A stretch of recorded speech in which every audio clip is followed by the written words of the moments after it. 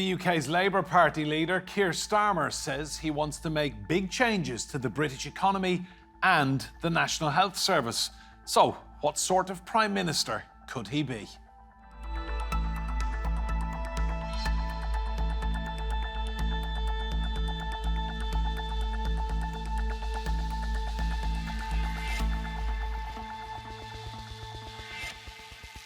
Hello and welcome to Roundtable. I'm Enda Brady. Now, Keir Starmer is a former human rights lawyer, born into a humble family with working class roots. He's been described as dull but dutiful leader. He's faced criticism within his own party over his position on Gaza. The centrist politician only really entered politics a decade ago in his 50s. Let's take a closer look at who he is. Before becoming Labour leader, Keir Starmer was the head of the UK's Crown Prosecution Service. He received a knighthood for his service to public life. But April 2020 brought the start of a new chapter in his career. It is the honour and the privilege of my life to be elected as leader of the Labour Party. It comes at a moment like none other in our lifetime. As leader of the UK's opposition party, he had a front row seat to all the workings of the British government. This included tackling the COVID pandemic and the havoc that caused to the public and the economy. The death of Queen Elizabeth II, the UK's longest-serving monarch, the war in Ukraine and the subsequent surge in the cost of living. But Keir Starmer and his party want to look to the future. If you want change, you have to vote for it. And if you vote Labour, it's a vote to stop the chaos, it's a vote to turn the page, and it's a vote to rebuild our country together. So the question now is, can he deliver on his promises? Well, let's meet our guests. Joining us from Sheffield in the UK is Colin Alexander. He's a senior lecturer in political communications at Nottingham Trent University. And here with me in the studio is Nigel Nelson. He's a political commentator and former political editor of the Sunday Mirror newspaper. He also knows Starmer personally and has interviewed him several times. And Norman Baker is a former UK Home Office minister with the Liberal Democrat Party. Come to you first, Nigel. You've spent a lot of time around Starmer over the years. Give us a sense of the man behind the public persona. OK, well, essentially there are two Starmers. So there's the Starmer you see out there campaigning, you see in debates, bit stiff, bit wooden, always terribly serious. And this is the sort of the Starmer who is dedicated and driven.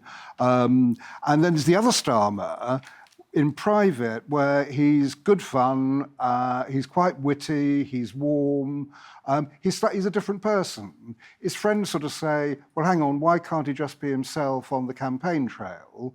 But I think that the way he presents himself is deliberate on the basis that we need a serious politician for a serious times. That's a very good point, Norman, isn't it? I mean, Britain has had years of chaos and comedy politicians at times, and now Starmer comes along, he's now Prime Minister. Well, he's a very serious man. There is an argument for being boring. I mean, I think Gordon Brown was a relief after Tony Blair in that sense. But he doesn't inspire, I don't think. He hasn't inspired throughout the election campaign. I mean, people are going to vote or have voted Labour, and they voted Lib Dem, as a matter of fact, as well. And Ed Davey's completely different to Starmer. And a lot of that is about not having the Tories. Everybody's fed up with the Tories. And that's why we got the result we have. But in a sense, he hasn't inspired people the same way. He hasn't developed a theme which I think is particularly optimistic. There's not the hope there. He talks about change, but change to what? Change to sensible government, change to the end of chaos. Yes, we can buy those things, but where's he going with that? We don't know. Colin, I'll come to you. A lot of people talk about Starmer being dull and boring. He certainly hasn't got the charisma of Tony Blair. He's got a big majority, but not the charisma Blair had. Yeah, I mean, I think the two previous speakers have just said this quite well, that we have a predicament within democratic systems where, on the one hand, a politician ought to be inspiring and ought to try to connect with voters, but there is a way of doing that.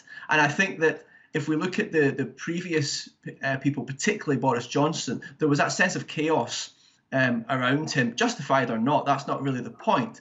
And what we found was that the media would ask questions of the public. So we go back to the previous general election in 2019. They would ask questions like, who would you rather go for a pint with in the pub? Would it be Johnson or would it be Corbyn? And that would try to frame the election as though it's a test of character. But actually, what we want is somebody who is diligent and practices good governance. And it might be that person is not particularly relatable, might be quite boring, but however, will hopefully do a thorough job. And I think that's really what this election is about. And I think that Starmer, whether he is interesting or not in private,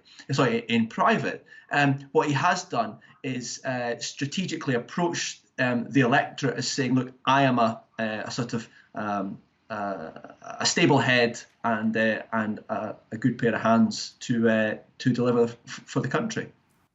Nigel, talk to me about the inheritance now for Starmer. What kind of a country is he inheriting? Because a lot of people are saying that Britain is broken. That's what he's inheriting, and Britain is broke. So in a sense, the proposals he's come up with are pretty modest. The tax rises are also modest. You're talking about a crackdown on tax cheats. You're talking about taxing non-doms a bit more than the Conservatives would have done. Windfall tax on the oil companies, and also a tax on parents who send their children to private schools. All that adds up to just over £8 billion, which is not a huge amount of money. So the proposals are fairly modest. He's promised not to raise the main taxes.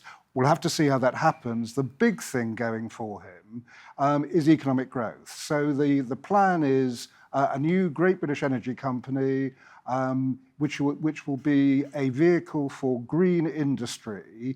If this works, you're talking then about £1 trillion of extra business for British businesses. And that's not his figure, that's the current Finance Minister, Jeremy Hunt's figure. So if all that works, the economic growth works, then there are some sunny uplands ahead. Just go on that point. Take away economic growth for a second. The other proposals, which Nigel correctly identified, don't actually amount to a hill of beans, to be perfectly frank with you. They're not a great deal. And given the inheritance which he's got, which is a terrible situation, the country's in bits. The country's fallen to bits over the last 9 years. And we've had the damage from Brexit, which has knocked GDP very significantly. And it needs something quite dramatic to try and reverse that. Now, he's put his eggs into the economic growth basket. I wish him well. I don't disagree with the proposals he's making, but they don't go far enough. The economic growth proposals, if they happen, and there's no certainty we'll get economic growth because of what's happening in Europe and the States and everything else, it's going to take some time.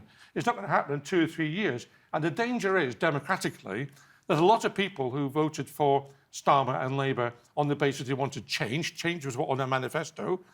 Aren't going to see very much change between now and the next election, because the reality is the health service is still going to be on its knees. Schools are still going to be underfunded. We've still got prison walls which are so useless that people are actually burrowing out with plastic cutlery. Did you see that story? I mean, it really is quite shocking. There's potholes all over the place. And what he's put forward, which is nice and modest in a normal time, is not enough for now. Colin, do you think he needs to be more radical? I mean, obviously there's a lot to fix, but is Starmer radical enough for all of Britain's problems? Well, I think he probably would rather have said something a bit more radical, actually, but was curtailed by his perception or his advisor's perception of what was acceptable to the electorate.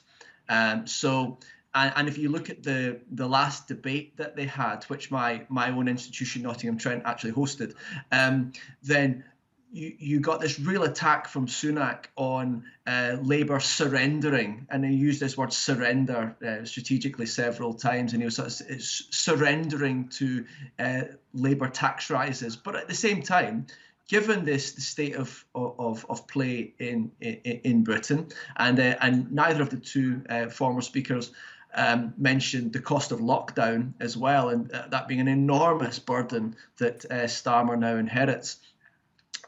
I think that he ultimately, to make fiscal sense of this, there needs to be more tax rises. Now, that's not necessarily directly from income tax, but that can be through a variety of other things. But yes, there needs to be a sizable amount more growth. Nigel, it strikes me every time there's a new British Prime Minister, they come in and they say, I want economic growth. It's been flatlining for years. What do you think Starmer can do differently to make it happen? I think that it's this different way of dealing with with net zero. The Tories were moving away from net zero, that the various targets you needed to get there, they were watering down. What Starmer is saying, no, hang on, don't think of net zero as purely about climate change. He says, think about the economic benefits that it could bring if we invest in green technology, because that's the way the world's going. That's the direction of travel of the entire world, which is where you get extra business from. That then creates 650,000 new green jobs. Now, if all those plans actually fit into place, economic growth ought to follow. Of course, we don't know what's around the corner. There could be other economic shocks. There could be another disease. There could be another war. But if it goes according to plan, it's probably one of the best kind of growth plans I've seen over the last 20 years. Norman, the one thing holding Britain back, a lot of people would say, is not being in the European Union anymore. Well, yes, indeed. And that's why the Lib Dems at the election suggested we should get back into the single market. I mean, we've had enormous damage to this country as a consequence of Brexit, and all those people who are responsible for it have paid the price for it at this last election. But, you know, they are our major trading partners, but they're our next-door neighbours. The idea you somehow disappear and cut yourself off from those people and try and come up with some bodge deal with Australia and New Zealand, the other side of the world, it's just mad. We have to get back to normality. Now, it's not easy because the Europeans are pretty angry with us, I think, after all that mess we went through. There's also been changes over there with the French elections and so on, and the Italian elections. I mean, there's more of a kind of isolationist mood in Europe as well. But, you know, that's where our future is. That's geographically where it is. It's our future's always been in Europe. You know, geographically, we've got no other alternative. And that's a lesson from the last 700, 800 years.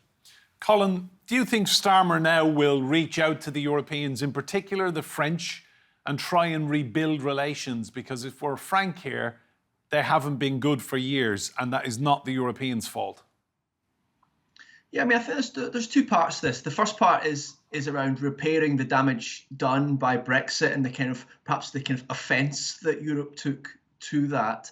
The other part of this is trying to repair the British industries that have suffered. Now, the Conservative Party generally maintained a strong vote pool from agricultural and rural voters. And one of the key areas of damage that the Conservative Party experienced this week, in terms of the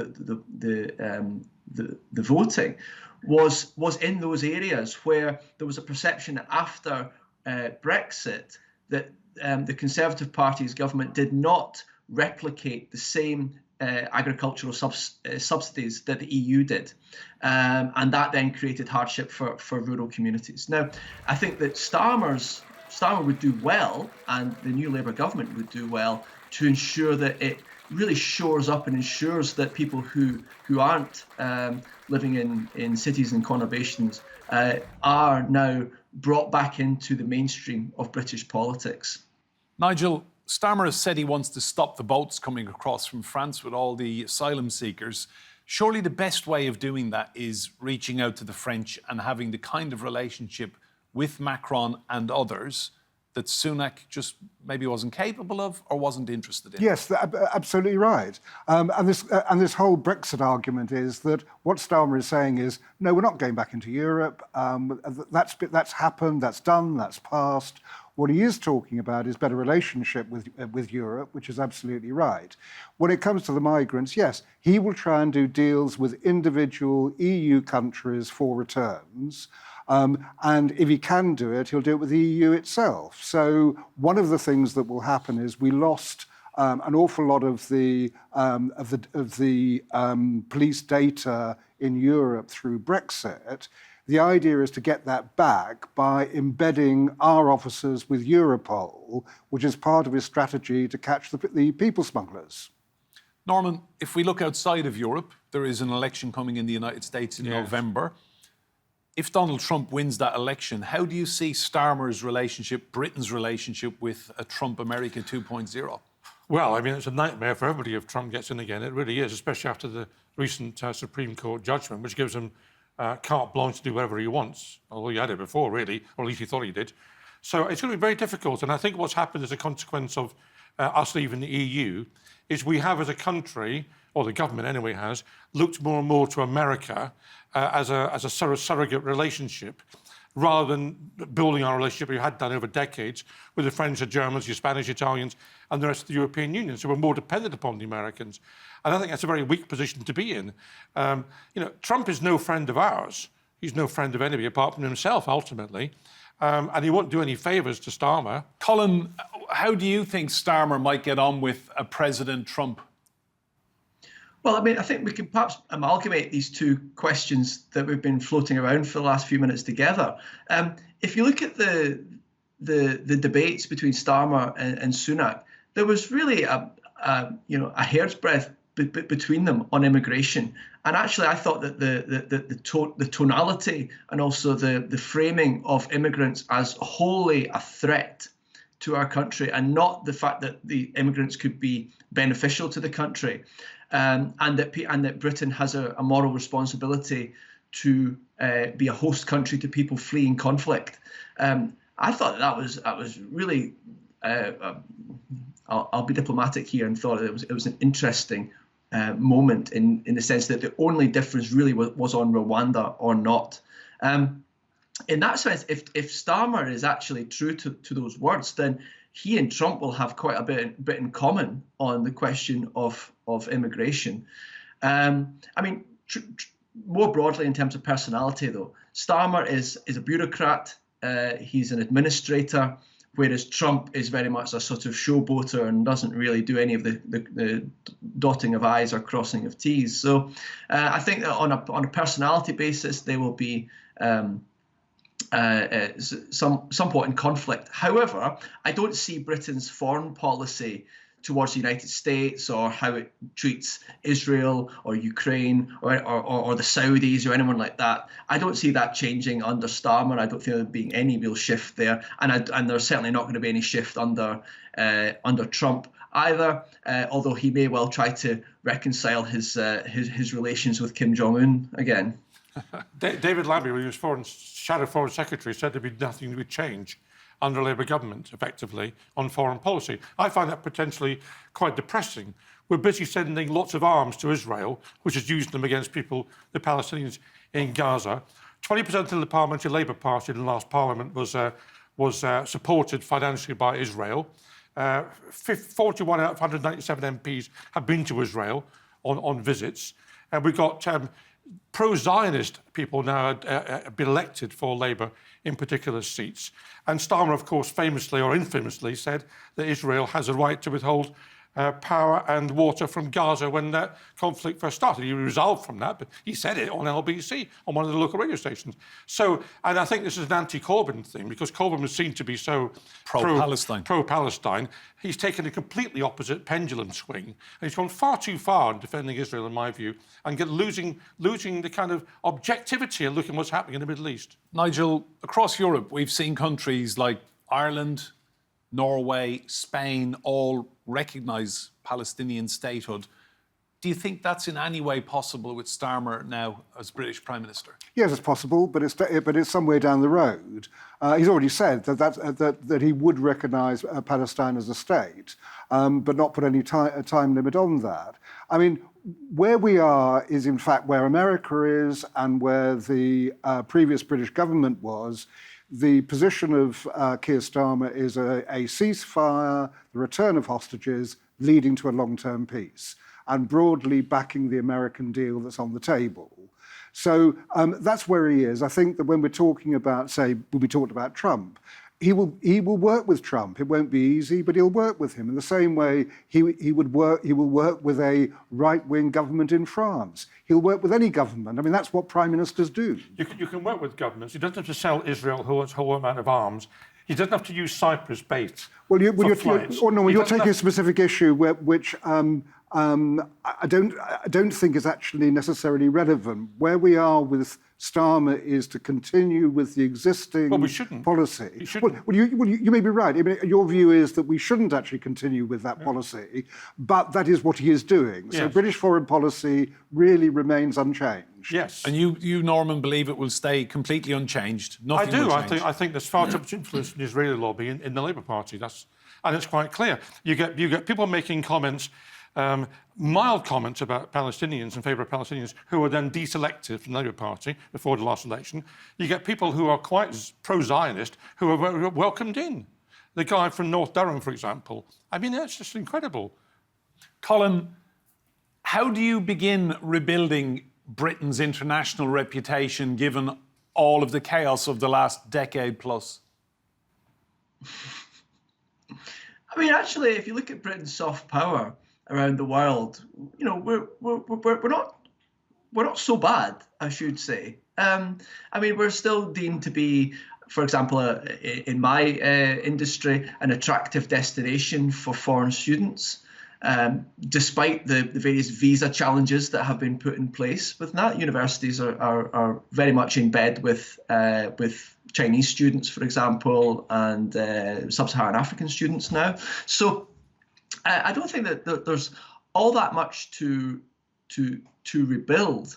However, taking the point about Israel and Palestine, I think one of the things we have to remember is that whether you agree with this or not is another matter. But there is a sizable proportion of the British public who are favourable towards the Palestinians and have been vocal in that. And I think that what we've seen from all of the major parties has been a marginalisation or an unwillingness to actually acknowledge that these people, that there are these several millions of people in Britain who do express that view. And I say, I'm not saying that whether they're right or wrong, that's not the point here. But they have to be, you have to try and engage with those people, or they become sort of disaffected voters, they become apathetic, etc. And what we should have is a sort of vibrant democracy where all views, regardless of whether you agree with them or not, are permitted to exist, if you like. Nigel, how much pressure is on Starmer now? He's got the big job, it's what he's wanted, but from day one now, there is pressure to start delivering. Yes, there is. And one of his plans is to do just that. They're talking about the first 100 days already. They're talking about a massive building programme starting now, effectively.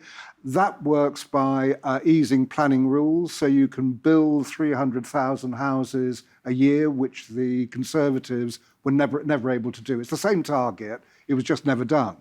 So all those things start. The health service is a bit further down the road. It will take some time to get his 40,000 extra operations off the ground.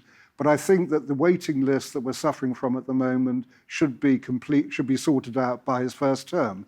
All that is actually with a fair wind, basically. You don't want shocks coming around the corner that might knock him off course. Norman, is he the man for the job? Well, we'll find out. I mean, I think he's quite right to have a plan for 100 days. That's a sensible strategy. To get a whole lot of things going right away, a big bang approach is a good idea. Some of it is more difficult than others, some of it is more questionable than others. On the planning side, for example, the only way you can get all these houses up and down is to marginalise local democracy and local councils and effectively impose houses where people don't want them locally. Now, that's going to be controversial to do that. It's also, by the way, the fact that there's a huge pipeline of permissions which the house builders aren't building. Colin, we'll end on a positive note. He campaigned for change. The British public believed him, they voted for him, and he's now in number 10. Tell us what you think Starmer will achieve in the first 100 days, say. I might end on a not so happy note then. I think from a propaganda perspective, the use of the word change is particularly interesting in that actually most of the policies that Starmer was emphasising are not too far from the Conservatives, really. So that the extent to which we are actually going to see change, I think, is more questionable. We might have a little bit of a little bit more of this and a little bit less of that, but the main change really is that it's him and his lot rather than them and their lot now, and that may well just give a little bit of impetus to people to move forward, maybe a little bit more confidence to make some decisions and to get some contracts signed, etc. But I think, as the other two were saying as well, that this first 100 days is usually a good test to see where we're at with things and to see whether actually we are going to see something which is relatively meaningful. Nigel, final question to you, just briefly. He said country first from now on. That was what Starmer has been campaigning on for the last 6 weeks. I mean, that's a refreshing change. Yes, it's country first, party second. That's what he campaigns on. That's what he will do as Prime Minister. Thank you both. And to Colin as well. Remember, you can see more discussion and debate on our YouTube channel. Just search for Roundtable TRT World. And if you like what you see there, please do hit that subscribe button. But for now, from me and Brady and all of the team here, goodbye and thank you for watching.